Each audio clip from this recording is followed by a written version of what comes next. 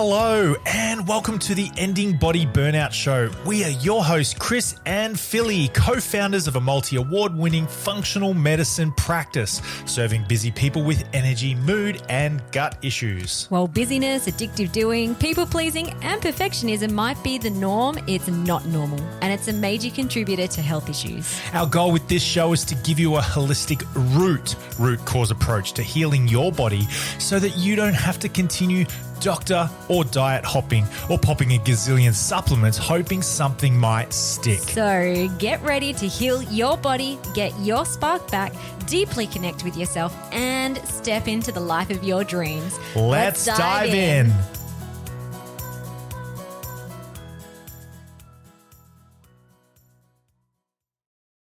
Hello, beautiful people. How are you? I am so excited for today's podcast today. We're going to talk all things functional lab testing. But before we dive into the episode, I just wanted to do a quick announcement that we are back on the road for our book tour. I am coming to Sydney on Monday the 18th for a book event as for the launch of our book, Ending Body Burnout. I'm going to be in Hornsby, Westfield at a bookstore there. If you would love to come, I would love to see you. So if you live in Sydney, you're free on Monday the 18th from 6 to 7:30 p.m. up near Hornsby area. I would love to see you. Just jump onto the show notes. There will be a link where you can RSVP your spot. It is free. I'm going to be in conversation with the amazing Lizzie Williamson, who we had on the podcast a couple of weeks ago. She's going to be interviewing me throughout the event. We're going to have lots of fun, and there's going to be book sales and signings and Q&As, and I just really love you to be there to celebrate the book, but also to celebrate you and your desire and intention to end your body burnout and find your beautiful spark. Now, along with the book, today I had the wonderful Vanita Dahia from Nutripath Functional Lab Testing coming on the show today to talk all things lab testing. And Nutripath is our preferred lab testing company that we use when we test our clients' body systems. And they also kindly backed me up in the publication of my new book, Ending Body Burnout. So I really wanted them to come on the show today to really dig into functional lab testing and how it can really support you in the healing of your body systems, especially for those who are experiencing body burnout. So a bit about Vanita, who has come onto the show today. She is an internationally recognized integrative medicine expert and author. Her career has been guided by balancing body chemistries in mental health and chronic complex health conditions. Vanita is a vanguard of neurochemistry research, which has led to the publication of Alchemy of the Mind and Alchemy of Amino Acids books with online masterclasses. She also provides functional pathology, clinical training programs, and educational initiatives to doctors and allied health practitioners worldwide, especially through Nutripath. And for those who don't know who Nutripath is, they are a privately owned medical laboratory that was founded in 2011. They have a specialty in clinical laboratory, pioneering a systems approach that supports healthcare providers in the area of health and well-being pathology testing. And they are awesome. So we're going to dig into some of the key lab tests that we use in our clinic, and also that Vanita feels is really important when you're struggling with things like energy, mood, gut issues that come from a place of burnout. So I'm excited to dive into that episode. If you really love this episode and you're like, oh, I would love to have a look under the hood into my own body systems, we have some spots open for a Connect the Dots initial consult where you can book in with me, 90 minutes. We really go deep into your case history, all the things that are going on for you, how it all started, and the opportunity at the end of that consult is that I will prescribe you some really specific lab testing that that is needed based on your symptomology and your case history. Because there are thousands, there are like, maybe not thousands, maybe, yeah, hundreds of lab tests when it comes to functional medicine that you could do. But you really want to work with a practitioner that, one, has been trained in functional medicine and also can understand the symptoms and the presentation that is connected to different body systems. So you're not wasting a lot of time, money on doing hundreds of lab tests. You're really getting clear on the ones that you need. So I'll pop in the show notes too if you're keen to book in for a Connect the Dots. I've opened up some spaces for that. This is the first step to our ending body burnout method. Most clients continue into the program when our doors open again in May. Other people just want to get the lab testing and take their own insights and implement what they found. All right, let's dive into today's episode. Practitioners, coaches, listening to the podcast, but also general public. So you're very welcome to use some technical terms, but I reckon talking a bit more casually and conversationally about it. Yeah. Good. Excellent. Yes, I think that's everything. Okay, cool. And if you think I'm just crapping on a bit too much, just time out. Yeah. And we do like the conversations, interviews usually go anywhere between 30 to 45 minutes. Okay, no problem. Yeah. And I mean, if it's longer, that's totally fine as well. Sure. Okay. Good. So thank you everybody for joining our podcast today. We're very excited to have Vanita from Nutripath Lab Testing on our potty today. I love these guys. We use the lab testing all the time in our clinic, and they were an awesome sponsor for our book, Ending Body Burnout. So I'm super excited to have Vanita on to really dig into why we should be looking into functional lab testing. So maybe if we start off with that question first, what's all the buzz about lab testing? Why are they important? And also, how are they different to regular medical testing? Yeah.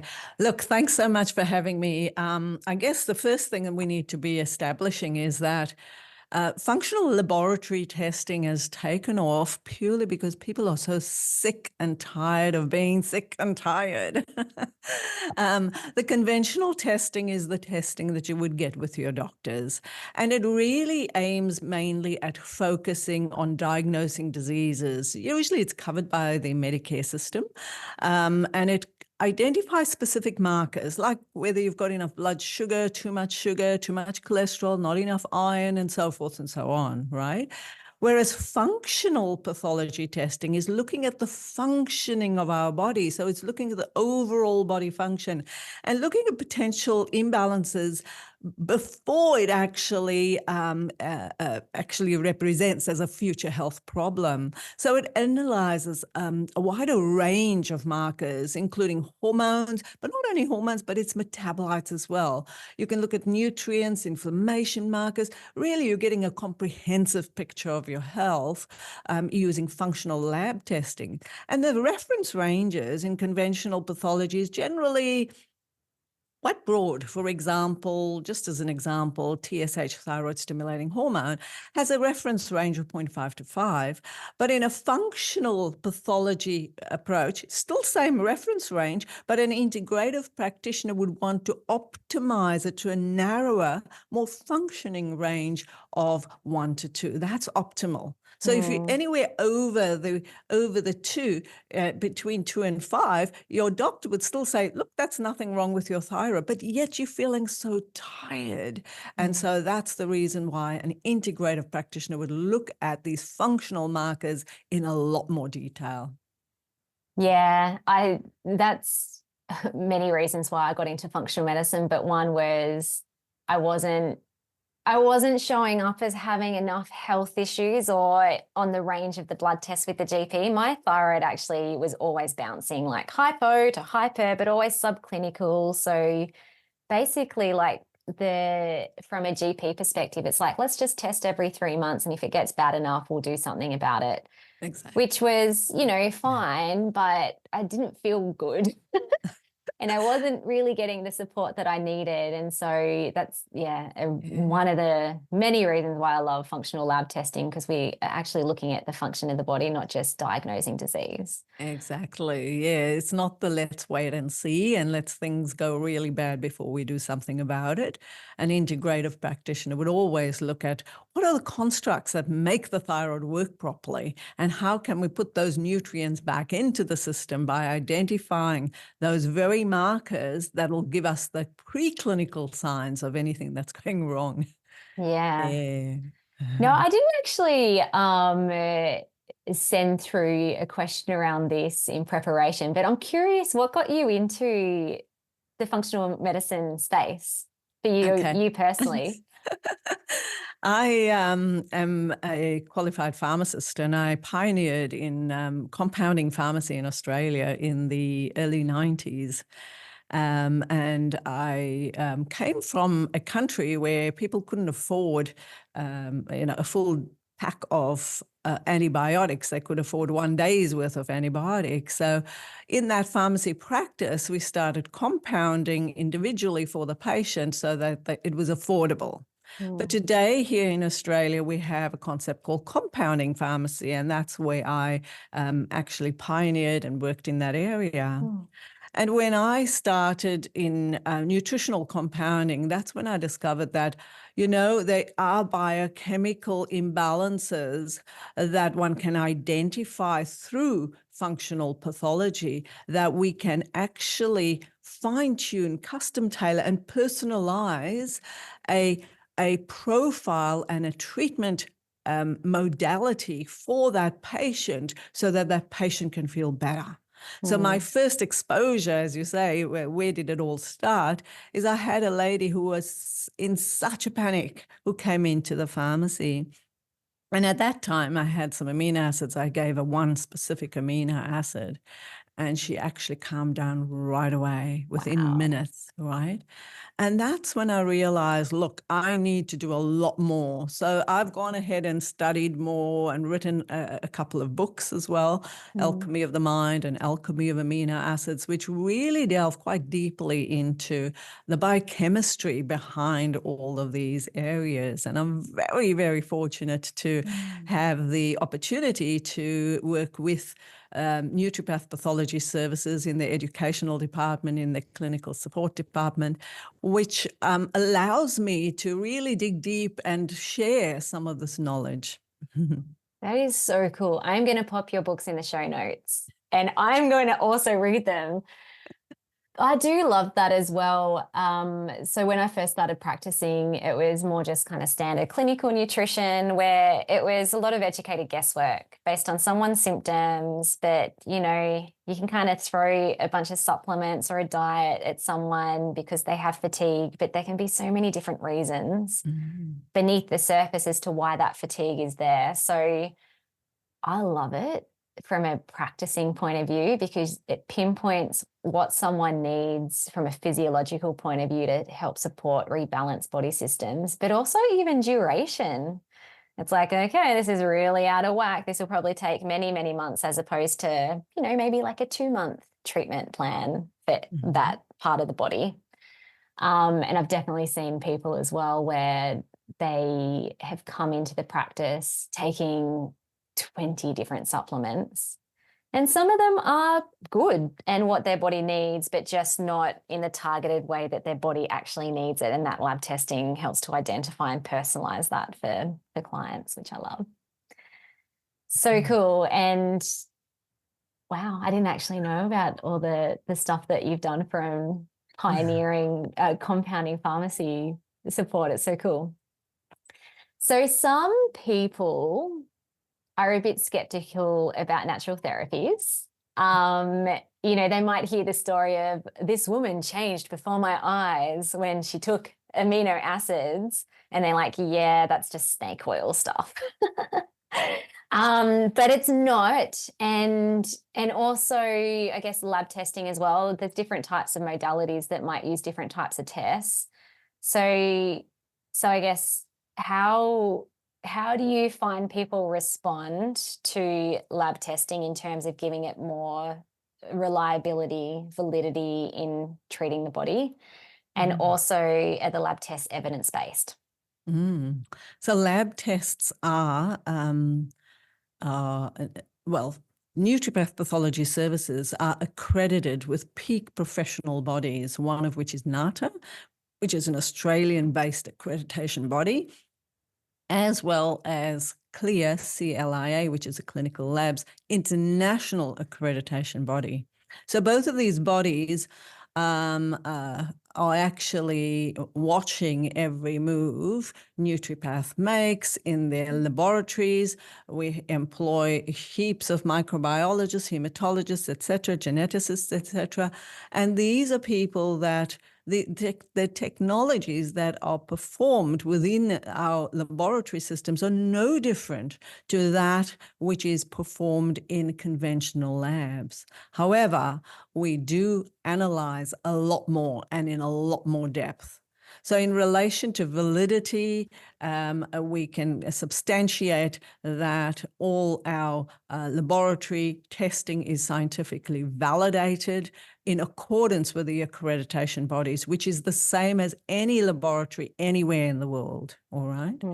And in relation to effectiveness and footprint, Nutripath has a footprint in most of America, parts of Europe, all of Asia, New Zealand, Japan, Thailand, etc., as well as Australia. So we're constantly expanding our services because we have a robust state-of-the-art technology at Nutripath that provides services and constantly upgrading them to provide more clinically relevant testing for our practitioners.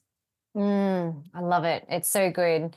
And I think too, being able to retest patients as well after doing a protocol and actually having that clear evidence that not only do they symptomatically feel better, but it also shows up in their physiology too, is really, really cool. Yeah, because patients want to actually see themselves. Where am I? What are my metabolic blocks? Why am I feeling so tired? Why am I feeling, exhausted and I'm stressed and fatigued? And my doctor's just saying, look, there's an SSRI, go home. It's all in your head, right? Yeah. So this is where a functional pathology test can actually go and dig deep as to the underlying causes of that fatigue, as an example, right? Because fatigue is not just the lack of sleep. It is so many, we have a wide array of metabolic functions or physiological functions that produce our energy. Energy is ATP. So we've got lots of little mitochondria in our bodies. Every cell in our body has mitochondria, whether it is a brain cell, a heart cell, a bum cell, a muscle cell, they all have mitochondria. So all of these mitochondria, it's like an energy organelle that actually produces ATP. You know how our plants go through photosynthesis? They take the soil, the nutrients from the soil, the sun, the water to produce energy, to produce green stuff, flowers, pumpkins, etc. Our body doesn't produce pumpkins. Our body produces energy. So if you want to establish, why am I feeling so tired? You can actually do a functional pathology test called an organic acid test, which will go down into understanding what's happening at a digestion point of view. How are you utilizing your fats, carbs, and proteins? What's happening in terms of assimilation and digestion, then what's happening within the mitochondria. This is what we call the Krebs cycle. In the citric acid cycle, where are the metabolic blocks? Why is it that we're not able to produce energy? Okay, is that an issue with a neurotransmitter dysfunction? Is there bacterial dysbiosis? Is there gut dysbiosis? Is there B group vitamin insufficiency? Is there any oxidative damage going on? Are there any methylation defects? This is the level of information that you can get from one test. And most of these tests, by the way, can be done in the privacy of your own home. In other words, you can collect your sample, not all, but you can collect your sample in the privacy of your own home and send it off to the lab. Okay, so that's just as an example of energy and how one can go beyond. There's a multivite or there's an SSRI. It's in your head, right? So we can actually delve deep into the underlying and identify the physiological and biochemical imbalances that cause that energy depletion. Yes. Oh, I don't know. It's sometimes when someone says, "What's your favorite test? What's the best one?" It's kind of like I don't know. It's kind of like saying I have a favorite child. I feel a bit like, but if I had to name one, probably the organic acid test would be the one because it looks at so many different things. So if we're digging into, say, a symptom like fatigue, which this is the Ending Body Burnout show, so often exhaustion will show up when someone is at a state of burnout. What other tests would you start thinking about if someone's showing up with fatigue, brain fog, exhaustion, that kind of combination of symptoms? See, most people who have brain fog and fatigue, they generally fairly stressed, right? They're juggling the kids, they work, they performing so many things, so many duties, and then on top of that, they're also getting addicted to their devices, whatever it is, okay? So, so as a result of that, they are depleting themselves of the repair and the rejuvenation that sleep offers, right? So firstly, they depriving themselves of the reparative mechanisms of sleep. That's one thing. The other thing is that your adrenals, the first thing they do is the adrenals are little glands that sit on top of the kidneys. So the brain talks to the adrenals when the body's very, very stressed. So one of the things that I would look at is if somebody's got a burnout, they're feeling brain fogged, they're feeling fatigued, I'd definitely look at adrenals, right? And the reason I'd look at adrenals is because the brain is the master hormone. The brain impacts the gut. The gut is responsible for manufacturing a lot of the inhibitory neurotransmitters like serotonin and GABA, etc. So if you have dysbiosis, if you have constipation or diarrhea or IBS, or you're on a proton pump inhibitor for indigestion, for example, all of those constructs make a difference in the way your immune system operates in the gut, because most of the immune system actually lives in the gut, and that's within the mucosal membrane, within the epithelial layer, the mucosa of the gut. And because of that, you will find that stress, which is your cortisol, it's measured with cortisol, will impact the gut. It'll raise those endotoxins called LPS, and there's a number of other endotoxins, which will drive down that in the defense mechanisms within that mucosa, will build up these inflammatory markers called cytokines. So what we would typically call a cytokine storm. And so patients will say, you know what, ever since I'm tired, I feel body aches and pains.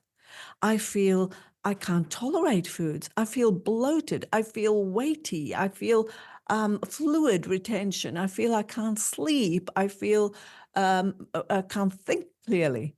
And the reason is because cortisol, right? The moment you have stress, the body will respond to the stress. So cortisol sends signals to the brain, and the brain says, okay, we've got a whole bunch of stress here. We've got to react to it. So let's get adrenaline on the job. So adrenaline's going to be pushed out from these are your catecholamines from the brain. And it says, okay, I've got to go into this flight, freeze mode, right? I've got to react.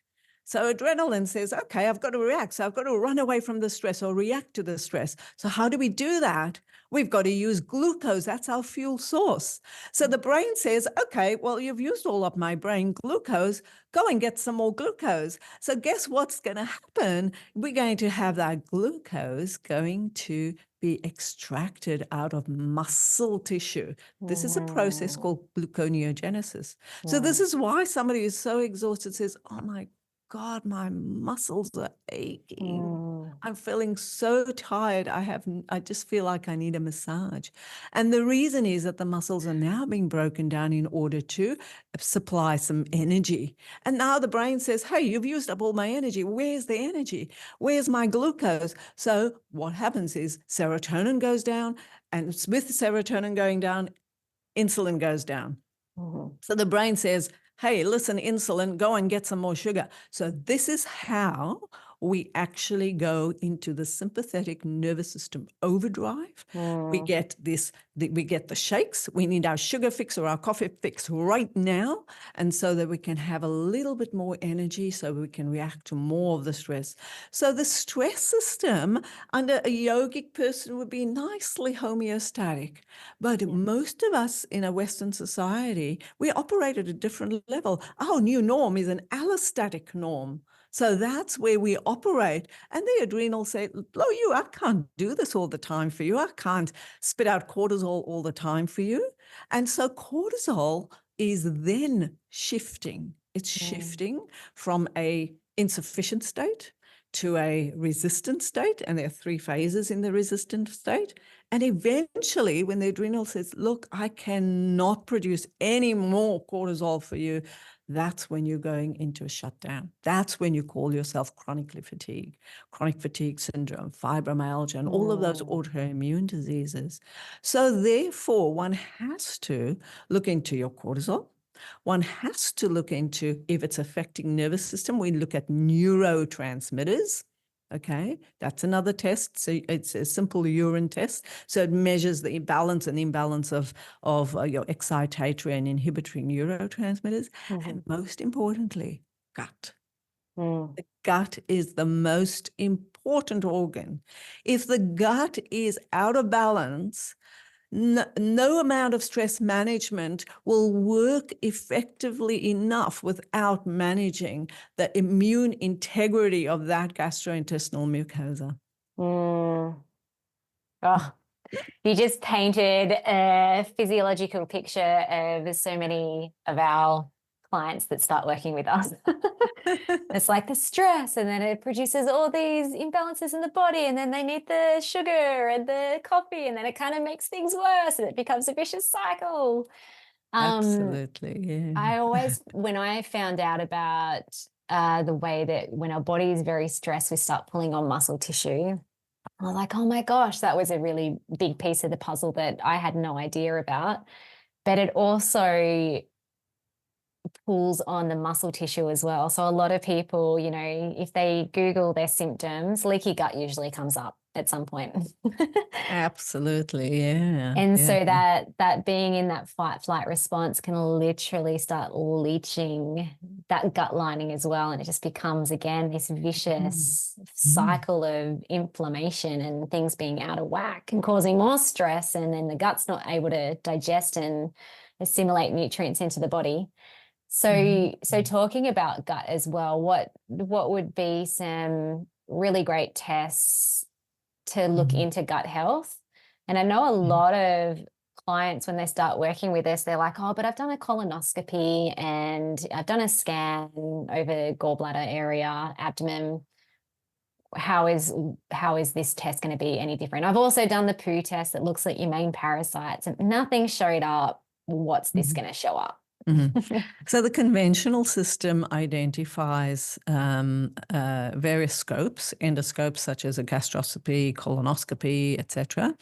And so in these scopes, we're actually looking at end product imbalances, like a hole in the colon, for example, right? Or some diverticular disease, etc. But when we actually identify, and also the conventional labs also have a look at a few analytes in relation to the microbiology. When we talk about microbiology, we have a wide array and a diverse array of good bugs and bad bugs, and they need to be living there in harmony. As a matter of fact, we have more of these microbiota cells compared to our own eukaryotic cells in our body. So, But we have a good array of a good balance of bacteria, fungi, parasites, viruses, and they all live in harmony in our body because our immune system keeps it in check. Our bacteria are there to actually produce short-chain fatty acids from our dietary fiber, to actually produce that mucus lining, to produce that immune function so that we can fight off any foods that are considered to be not nutrients but allergens. And also we can also fight off any environmental pollutants and toxins, etc. But when that fighting mechanism doesn't work, in other words, when that immune system is depleted, like for example, secretory IgA is depleted, that's when we will find that a patient will tend to have leaky gut. They may have irritable bowel syndrome or diseases or pancreatitis, etc. So the tests that are available are so much more in depth than the conventional processes. We can actually identify how's the digestion, how's the metabolism, where's the inflammation, what's the liver looking like, are you gluten intolerant, do you have enough, do you have too much calprotectin, which differentiates between IBS and IBD. These are all the markers of the inflammatory markers that one can identify. And then, and also the leaky gut and secretory IgA, all of those things. Then we also have the relative abundance of these bugs. Do you have enough of the right families of these bugs in comparison to a healthy cohort? And then we also have a look at all the parasites or pertinent parasites and worms and bacteria, opportunistic bacteria, as well as bacteria that have the potential to cause autoimmune diseases, as well as fungi, as well as bacterial pathogens. Now, bacterial pathogens, you really don't want them in the body. These are the ones that cause problems, like E. coli, Clostridium. They can be quite fatal, right? And then we've also got Helicobacter pylori, some of the viral pathogens, and that's very important. Particularly, we all become aware of viruses since COVID, but viruses have been living in our bodies for a long time. And then also the balance and the diversity of the good bugs. Now, this is contained within a test called the microbiome map.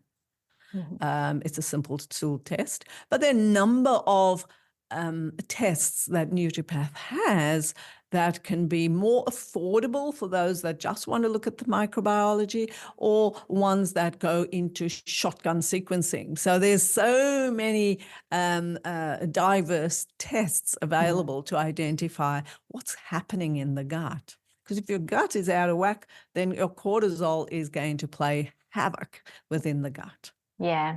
And sometimes it's really hard for someone to know exactly what's happening in there. And sometimes we get clients too where they're displaying no gut symptoms at all, yet they've got all these other systemic issues happening and inflammation in the body. I think the worst, I don't know if that's the right word, most dysbiotic stool test, and I used the complete microbiome mapping test, was in a lady who had chronic fatigue and raging PMS. She turned into Dragon Mum.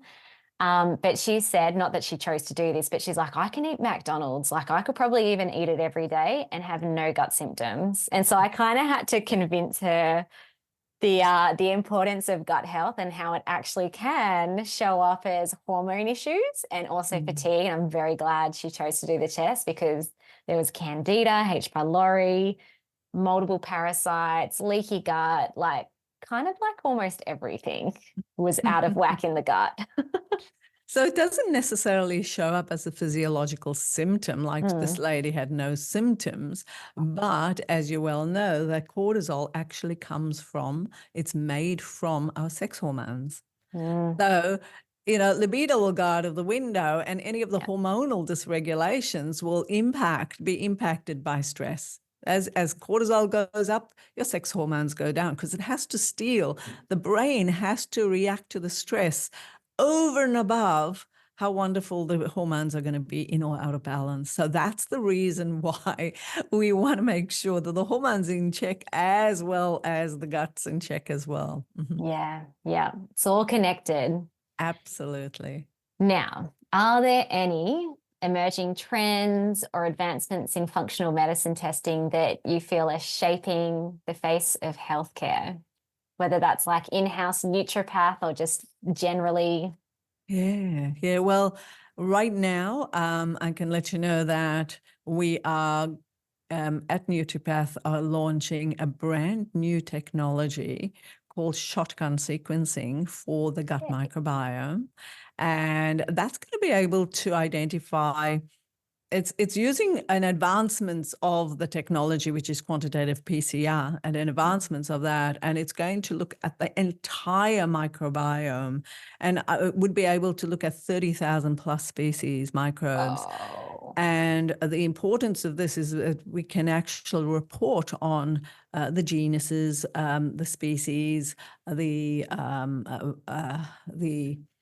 virulent factors, for example, of Helicobacter pylori, but also the gene markers of that particular bug, I suppose you could say, as well as reporting on the capacity for the report to identify the risk of conditions like diabetes or ulcerative colitis or Crohn's disease and so forth and so on. So that's one of the advancements.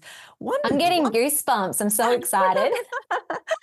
Yeah, So it's we're like a very genetic excited. test in poo. Yeah, but now we also have advancements in gene testing as well, because the gene tests are becoming. Gene tests were quite expensive initially when they were first around.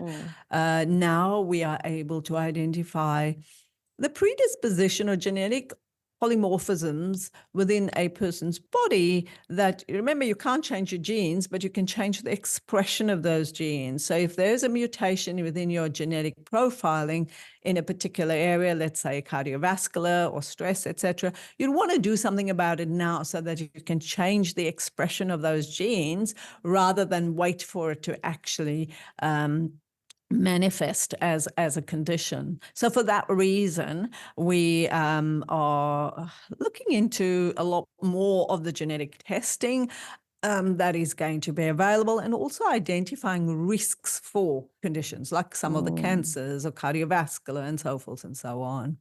Yeah, that's super exciting. Awesome. Can't wait. And I'm very excited to also talk about neurotransmitters. Even though they've been around for quite a while, it is anybody that has adrenal burnout, the first thing it does, it affects adrenaline. Adrenaline and noradrenaline comes from dopamine.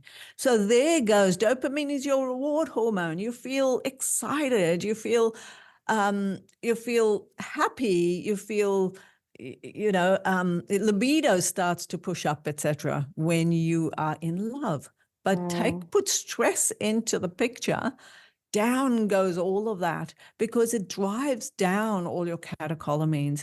You'll find that when you're so stressed, you're worrying about things all the time, and that level of anxiety affects GABA levels. GABA also stimulates, or progesterone is a hormone that makes cortisol. And as progesterone, because you're so stressed, progesterone is driven down, and that progesterone then drives down GABA. So guess what? Somebody who has high levels of stress, let's say a woman who's going through perimenopause, she's so stressed, that will drive down progesterone. Right. And that will cause a whole lot of hot flushes and mood swings and irritability and dry skin and dry vagina, etc. Plus, it also, she'll find that she's super anxious. She has to think she could get in a car and drive to Sydney and back.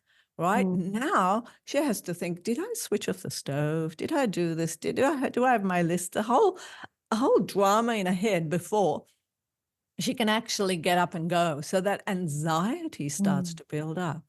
So when I look at anybody that's burnt out, has adrenal stress, and neurologically affected, I would always look at the diurnal patterns of cortisol. So cortisol, when you go to the doctor and get your cortisol measure, they'll only measure one blood sample, whereas cortisol in your body is actually released at different times of the day. So it's high first thing in the morning and then it depletes. Okay.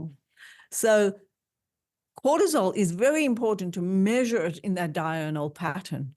Now, with cortisol comes your neurological outcomes as well. So for that reason, I would look at neurotransmitters. But I'd also ask the patient, look, do you have any gut issues? And which medications they're on. That is where I would start, together with the microbiome map, together with the adrenal cortex stress profile, is where I would start.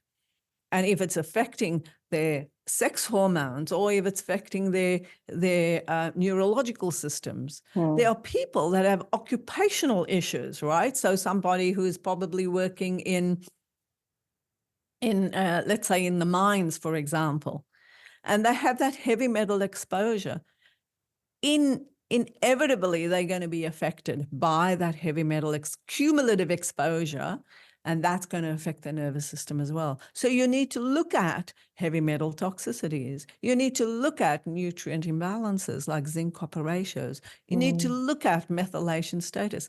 So it's like the brain is the pinnacle, and then, all the spokes in the wheel are in actual fact all the things that we just spoke about, the gut, the neurotransmitters, etc. So neurotransmitters and the adrenals are considered to be the pinnacle of identification of burnout. Then you start to look at what are the drivers and how can we actually optimize those. Yeah. Love it. So if someone's been listening to this potty and they're like, oh, I'd love to do some lab testing, whether it's maybe a practitioner who would like to start using it in their practice, or even a patient, what would your advice be in terms of getting started with functional lab testing, and where can they also find you?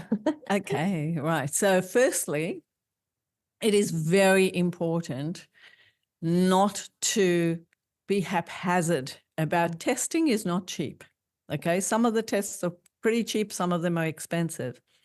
You do need a qualified health practitioner to actually walk you through what tests, prioritize the tests based on your needs. So consulting with a health practitioner is very important. The second thing we need to do is, if you need to understand exactly what it is that you want to look at in terms of not only prioritizing, understand where you are. How do you read your results? That's something that you need to deal with.